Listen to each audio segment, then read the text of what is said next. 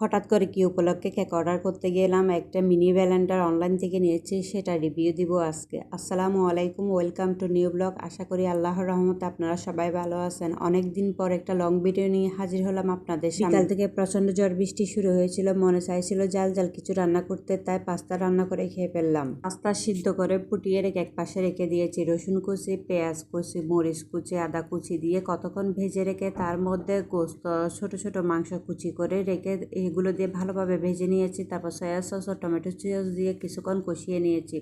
তারপর এইভাবে পাস্তাগুলো রান্না করেছি। অনেকে চিজ ইউজ করে, কিন্তু আমি চিজ খাই না, আমার ঝাল ঝাল পছন্দ। আমার আবার ঝালের মধ্যে মিষ্টি পছন্দ হয় না, তাই আমি এভাবে রান্না করি, এভাবে খাই। চট্টগ্রামের মানুষরা প্রচুর ঝাল খায়, এত ঝাল খায় যে মনে হয় না বাংলাদেশের কোনো ডিস্ট্রিক্টেও এত ঝাল খায়। সব কিছুতে ঝাল খোঁজে, বংশগত হোক বা জেলাগত হোক। আমিও কেন এর থেকে বাদ যাব, আমিও কম না, আমিও ঝাল খাই প্রচুর পরিমাণে। এই মিনি গ্রাইন্ডারটা আমি 2-3 মাস আগে অর্ডার করেছিলাম দারাজ থেকে, অনেক আগে ডেলিভারি দিয়েছে তারা, কিন্তু আমি খুলিও নি, এটা ইউজও করা হয়নি। আজকে খুলে দেখে ইউজ করলাম, অনেক ভালো জিনিস, আপনারা চাইলেও নিতে পারেন।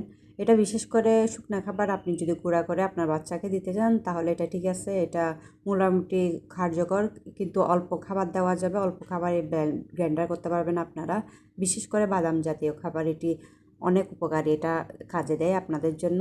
আপনারাও চাইলেও এটা ইউজ করতে পারেন। এই গ্রাইন্ডারটা নিয়ে যে আমি রিভিউ ভিডিও দিলাম তার মানে এই না যে আমি দারাজকে প্রমোট করলাম। এটা আমি নিজে ব্যবহার করে উপকার পেয়েছি, তাই আপনাদেরকে সাজেস্ট করলাম। আপনারা চাইলে নিতে পারেন অথবা নাও নিতে পারেন, এটা কোনো প্রবলেম না। সন্ধ্যার দিকে আমি একটু কেকের দোকানে গিয়েছিলাম, আমার বেবির সামনে বার্থডে, তাই ওর জন্য একটা সামান্য কেক অর্ডার দিতে গিয়েছিলাম।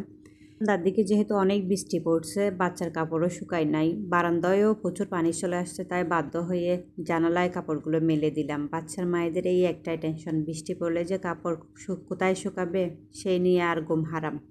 যাই হোক, এভাবেই কাপড়গুলো শুকাতে দিলাম। মেঘগঞ্জ জায়গায় বৃষ্টি পড়লেও কাপড় শুকাতে কোনো টেনশন থাকে না। এই জায়গায় ওই জায়গায় কিছু মেলে দিলে কাপড় শুকা যায়, শুধু এই শহরেই টেনশন।